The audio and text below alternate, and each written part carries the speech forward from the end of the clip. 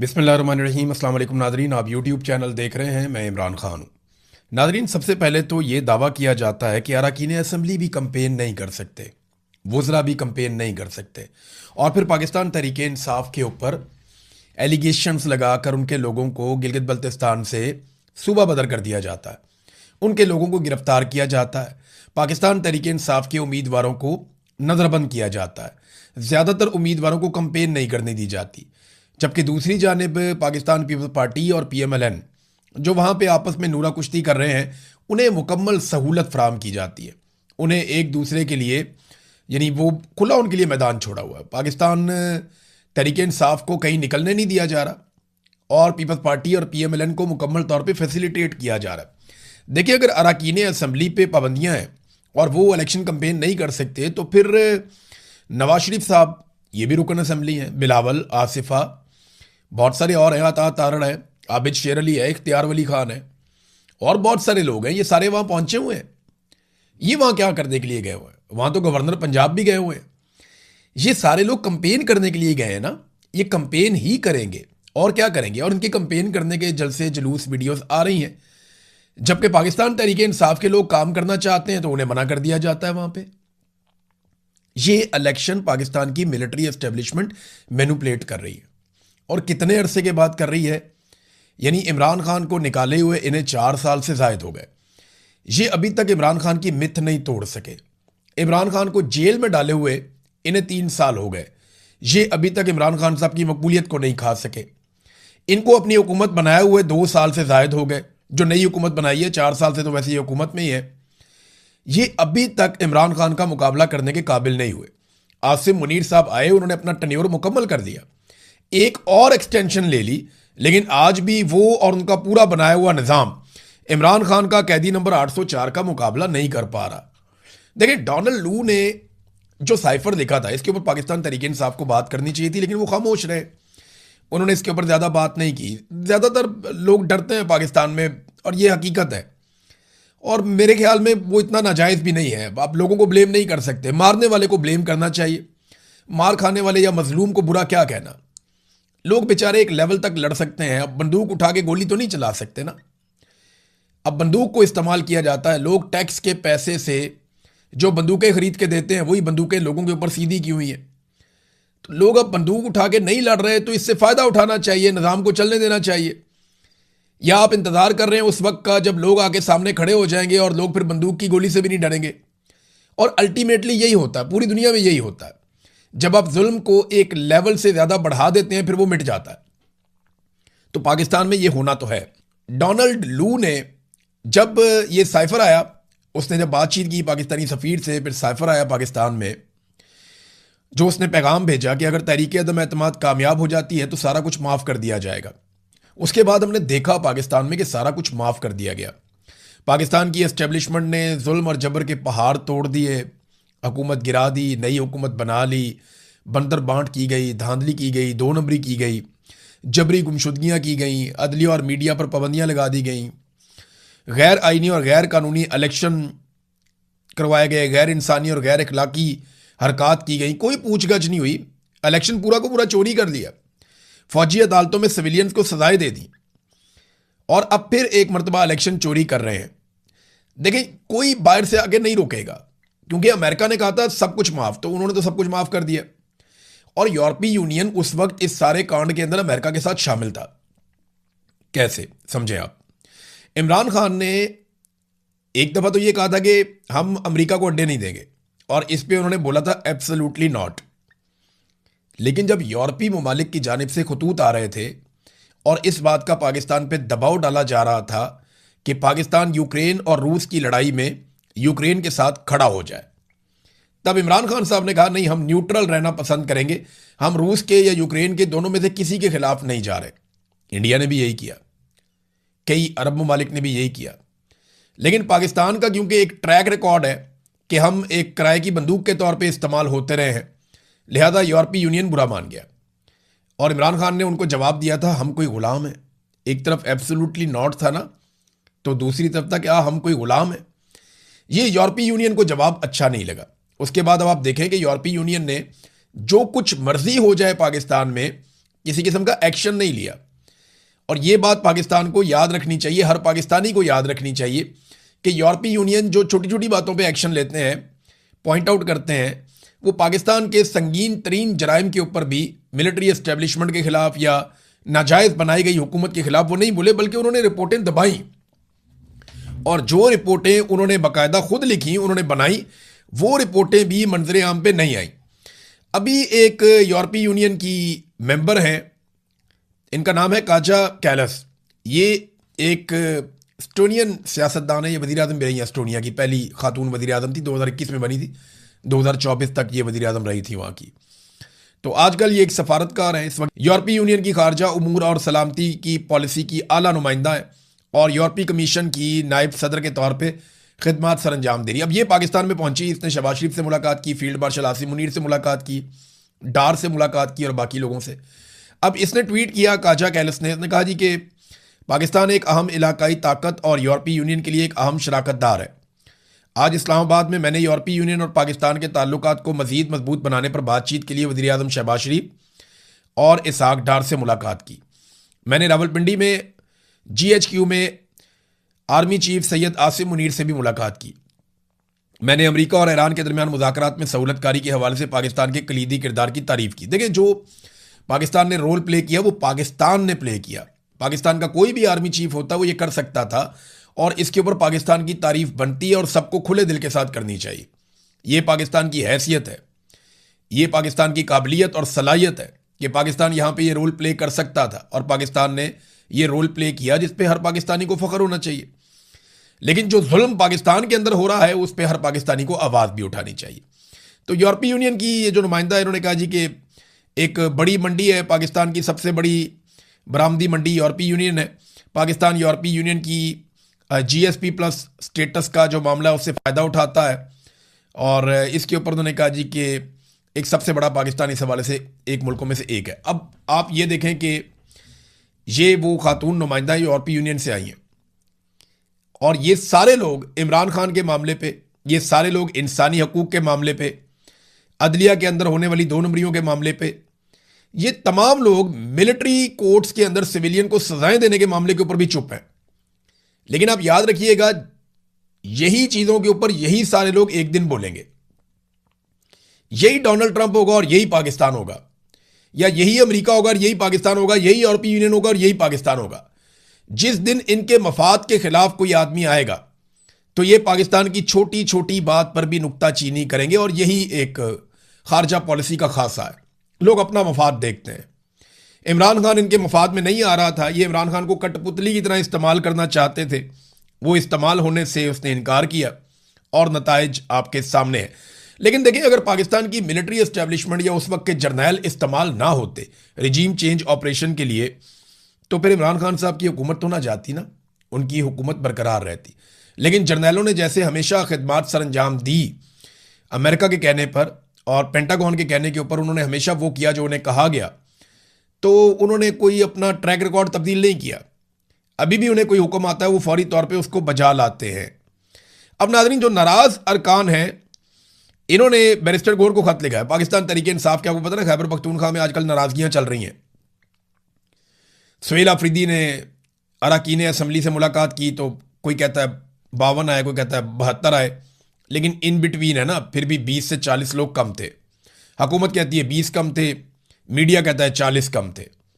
अब जितने भी कम थे वो नाराज़ तो हैं और उन्होंने ख़त लिखा बैरिस्टर गौहर को, और ख़त में मुतालबा क्या किया, मैंने आपको 2 दिन पहले एक वीलॉग में ये बताया था कि ये जब भी मुतालबा करेंगे इमरान खान की रिहाई का मुतालबा करेंगे। ये जब भी बात करेंगे इमरान खान का नाम लेकर पॉलिटिक्स करेंगे, क्योंकि और कोई तरीका ही नहीं है ना। और ये मौका सुहेल अफरीदी ने खुद दिया। देखिए, सुहेल अफरीदी की अपनी गलतियां उनके सामने आ रही हैं, उनकी अपनी कमज़ोरी उनके सामने आ रही है। अगर वो हिम्मत दिखाते और ताकत के साथ नौजवानों को इकट्ठा करके खड़े हो जाते और डट जाते एस्टेब्लिशमेंट और उनके हरकारों के खिलाफ, तो आज सुहेल अफरीदी की सूरत हाल कुछ और होती। ये वजारत आला तो अभी रहेगी, कभी नहीं रहेगी, लेकिन सियासत सारी ज़िंदगी रहेगी। तो सुहेल अफरीदी अपना नाम लिखवा सकते थे बड़े सियासतदानों के अंदर और अपना कद बहुत ऊंचा कर सकते थे, उनके पास अभी भी मौका है। लेकिन उन्होंने मेरे ख्याल में बंद कमरों को ज़्यादा शायद पसंद किया, इंडोर एहतजाज कर लिया, थोड़ा कमरों के अंदर मीटिंग्स कर ली, कोई इधर मीटिंग कर ली, कोई उधर मीटिंग कर ली, तो वो इस चक्कर के अंदर वो रहे नहीं जो वो बन सकते थे, या जो इमरान खान ने उनसे एक्सपेक्ट किया था वो सारा कुछ वो कर नहीं पाए। अब इसमें जो नाराज अरकान असम्बली, उन्होंने कहा इमरान खान की रिहाई के लिए तहरीक चलाई जाए, और इन्होंने लेटर लिखा बैरिस्टर घोर को, इमरान खान की रिहाई के लिए मौसर तहरीक चलाई जाए, कैद पार्टी वर्कर्स की रिहाई के लिए कानूनी जंग लड़ी जाए। अब इन लोगों ने जनाब खत लिख दिया। इस हवाले से हुकूमती जमात पीटीआई के नाराज अरकान का, ये खैबर पख्तूनख्वा में है ना, ये इन्होंने पेशावर में एक इजलास किया, और इजलास करने के बाद इन्होंने बैरिस्टर घोर को खत लिखकर ये कह दिया जनाब कि तहरीक चलाएं और हमें बड़ी तशवीश का इजहार है। साथ उन्होंने ये भी बताया कि इमरान खान पे जो पाबंदियां हैं उन पे भी हमें तशवीश का इजहार है, मुलाकातें बंद हैं उस पर भी हम बहुत परेशान हैं। इमरान खान की रिहाई के लिए एक मुस्बत, जामे, मौसर और नतीजा खेज हिकमत अमली इख्तियार की जाए। ये जनाब अब ये मुतालबात सामने आ रहे हैं। तो ये मुतालबात तो नाजायज़ नहीं है, लेकिन क्या सुहेल अफरीदी की हुकूमत गिरा दी जाएगी? मैंने आपको फिर कहा कि वो डिपेंड करता है कि आईनी अदालत क्या करती है। अगर आईनी अदालत ने कोई शरारत कर दी तो कोई पता नहीं, सुहेल अफरीदी की हुकूमत गिरा दी जाए। नाज़रीन, एक और बड़ी इंटरेस्टिंग चीज़ है, खैबर पख्तूनख्वा को जितना बजट मिला, आपको मैं बड़ी मज़े की बात बताता हूँ, वो खैबर पख्तूनख्वा की हुकूमत को आवाम के ऊपर खर्च करना चाहिए था ना। यानी जो अरबों रुपए मिले उन्हें, अपना हिस्सा जो खैबर पख्तूनख्वा को मिला, वो पैसा खैबर पख्तूनख्वा की आवाम की तामीर और तरक्की के ऊपर खर्च होना चाहिए था ना। उससे सड़कें बननी चाहिए थी, उससे लोगों के मसाइल हल होने चाहिए थे, लोगों की सेहत के मसाइल, खेलों के मसाइल, तालीम के मसाइल, इंफ्रास्ट्रक्चर के मसाइल, ये सारे हल होने चाहिए थे ना। आधा बजट भी खर्च नहीं हुआ, कुछ ऐसी इतलात आ रही हैं। नेक्स्ट वीलॉग में मैं आपको उसकी तफसीलात शेयर करूंगा कि खैबर पख्तूनख्वा हुकूमत ने सरप्लस किया, यानी वो जो उनके पास पैसा था उसको खर्च नहीं किया। रोज़ाना की बुनियाद पे सुहेल अफरीदी चिल्लाते हैं मेरा हिस्सा दो, मेरा पैसा दो, वफाक मुझे पैसे नहीं दे रहा। तो जो पैसे आपके पास थे आपने उन्हें खर्च क्यों नहीं किया? और आपको पता है कि वो हुकूमत बहुत ही नालायक होती है जिसके पास बजट मौजूद हो और वो अवामी तरक्याती मनसूबों पर उस बजट को खर्च ना कर सके। ये सिर्फ और सिर्फ IMF को खुश करने के लिए या पाकिस्तान की मिलिट्री एस्टेब्लिशमेंट को राज़ी रखने के लिए इन्होंने ये पैसा खर्च नहीं किया, और ज़बानी कलामी कहते रहे कि हमें बहुत सारा पैसा दें। मैं इसकी सारी तफसीलात निकालता हूँ अभी, मुझे क्योंकि इस पर कन्फर्म इतला नहीं है। मैंने 2-3 ट्वीट्स पढ़े हैं जिसमें मुझे इन्फॉर्मेशन मिली, एक आधा बंदा मुझे बहुत अथेंटिक लगा, इसलिए मैंने ये कमेंट किए हैं। लेकिन नेक्स्ट वीलॉग में मैं इसकी सारी चीज़ें निकाल के अपनी टीम के साथ मिलकर आपके सामने शेयर करूंगा कि खैबर पख्तूनख्वा की हुकूमत ने कहा क्या और किया क्या। अब ज़रा आ जाए नादरीन, जंगबंदी वाला मामला जो ईरान वाला है उसमें एक बड़ा इंटरेस्टिंग मोड़ आ गया। सबसे पहले तो ये हुआ कि धमकी लगा दी ईरान ने कि अगर जंग होगी तो फिर मुकम्मल जंग होगी। अगर आप किसी एक जगह पे लड़ाई करते हैं तो इसका मतलब ये है कि जंगबंदी की हर तरफ खिलाफ वर्जी। और फिर ईरान ने यह भी धमकी लगाई कि अगर लबनान के अंदर कत्लेआम को ना रोका गया तो हम आबना हुर्मुज़ के साथ साथ बंद कर देंगे बाब मंदब को भी, तो पूरे इलाके की तजारत रुक जाती है इससे। लिहाजा डोनाल्ड ट्रंप ने फौरी तौर पे एक्शन लिया, और डोनाल्ड ट्रंप ने बाद में ऐलान किया कि क्योंकि ईरान को इस पर बड़े तहफ़्फ़ुज़ात थे, तो मेरी नेतन्याहू से बात हुई है जिसमें मैंने उनसे दरख्वास्त की कि वो बैरूत लबनान पर कोई हमला ना करें। उन्होंने अपने फ़ौजियों को वापस बुला लिया है और उनका शुक्रिया। इस तरह इसराइल उन पर फायरिंग रोकने पर इसराइल ने इत्तफाक कर लिया है। देखते हैं सिलसिला कब तक चलता है, उम्मीद है कि यह हमेशा के लिए होगा। तो डोनाल्ड ट्रंप ने फौरी तौर पर जंगबंदी करवा दी। लेकिन एक्सियस मीडिया जो है उसने एक दावा कर दिया। उन्होंने दावा किया कि डोनाल्ड ट्रंप ने नेतन्याहू को डांटा है। अमेरिकी मीडिया ने कहा कि आज सुबह दोनों रहनुमाओं के दरमियान होने वाली टेलीफोनिक गुफ्तगू के दौरान ट्रंप ने लबनान में इसराइल की बढ़ती हुई फौजी कार्रवाइयों और ईरान के साथ अमन मुज़ाकरात को नुकसान पहुंचाने के खतरे पर इसराइली वजीर आज़म बेंजामिन नेतन्याहू पर शदीद गुस्सा निकाला। दो अमेरिकी हुकाम इस गुफ्तगू से बाखबर थे और एक तीसरे जरिए ने यह बताया मीडिया को कि एक मौका पर ट्रंप ने नेतन्याहू को पागल कहा और उन पर नाशुक्रगुजारी का इल्जाम भी लगाया। नेतन्याहू के साथ डोनाल्ड ट्रंप की गुफ्तगू का खुलासा बयान करते हुए एक अमेरिकी ओहदेदार ने मीडिया को यह बताया कि ट्रंप ने कहा तुम बिल्कुल पागल हो चुके हो, अगर मैं ना होता तो तुम जेल में होते, मैं तुम्हारी जान बचा रहा हूं। अब हर कोई तुमसे नफरत करता है, इस सब की वजह से अब हर कोई इसराइल से नफरत करता है। जबकि इस गुफ्तगू से बाखबर एक दूसरे जरिए ने बताया कि ट्रंप शदीद तैश में थे और उन्होंने एक मौका पर नेतन्याहू पर चिल्लाते हुए कहा कि तुम आखिर कर क्या रहे हो। यह है नाजरीन अंदर की खबर जो अमेरिकन मीडिया से आई है। इसके साथ एक खबर और भी है। नेतन्याहू ने बाद में अपनी फेस सेविंग के लिए यह कहा कि जनाब अगर हम पे हमला होगा तो हम हमला वापस करेंगे, और ये हमने बता दिया अमेरिका को कि हमने ये करना है। जबकि इसराइली जो वुज़रा हैं वो अब नेतन्याहू पे गर्म हो रहे हैं। इसराइल के वज़ीर ख़ज़ाना ने नेतन्याहू को कहा कि जनाब या तो हम हैं या वो हैं, कोई दरमियानी रास्ता नहीं है, और फ़लस्तीनी रियासत के तसव्वुर को हम ख़त्म कर देंगे, दफन कर देंगे। कोई फ़लस्तीनी रियासत नहीं होगी, कोई हुदूद नहीं होगी, सारा हमारे कब्ज़े में रहेगा। तो इसराइली वज़ीर बराए नेशनल सिक्योरिटी उसने जो कहा, उसने कहा जी कि वज़ीर आज़म साहब आपने कहा था कि एक मजबूत वज़ीर आज़म अमरीकी सदर को बताता है जब मुमकिन हो हाँ और जब ज़रूरी हो तो ना, यानी हम अमेरिका को हाँ भी कर सकते हैं ना भी कर सकते हैं। तो उसने कहा यह हमारा वक्त है कि हम अपने दोस्त सदर ट्रंप को ना बोलें। अब वक्त है वो करने का जो हिजबुल्लाह पर हमले करने के लिए ज़रूरी और लाजमी है। हमारे जंगजू, यानी इन्होंने जंगबंदी के खिलाफ वोट दिया। इन्होंने कहा जी नहीं, नेतन्याहू को, डोनाल्ड ट्रंप को ना बोलना चाहिए, और यही प्रेशर था नेतन्याहू पे। और वही हुआ कि डोनाल्ड ट्रंप ने फिर गुस्सा निकाला नेतन्याहू के ऊपर। एक बड़ी अजीबोगरीब चीज हुई नाज़रीन इसराइल में, ये मैं आपको जरूर बताना चाहूंगा। इसराइल की पार्लियामेंट के अंदर ना एक तकरीब हुई, और ये अपनी नौयत की अजीबोगरीब किस्म की तकरीब थी।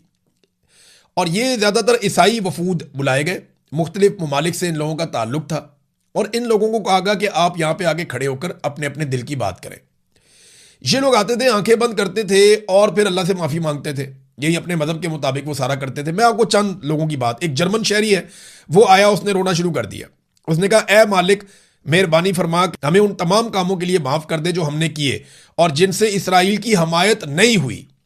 ये इसराइल ने अपनी पार्लियामेंट के अंदर ये प्रोग्राम करवा दिया। फिर एक कोरिया की खातून आई इसराइल में, इसी नदामत की तकरीब में जो कोरिया से खातून आई थी, उसने कहा कि ए बाप, कोरिया की कौम को माफ कर दे जिसने इसराइल के खिलाफ बात की है या उसकी मुखालफत की है। फिर एक बरतानवी वफद आया, उसके साथ एक साहब मौजूद थे, उन्होंने कहा कि ए बाप, चर्च को खामोश रहने और उसके नतीजे में जो कुछ हो रहा है इसमें शरीके जुर्म होने पर माफ कर दे।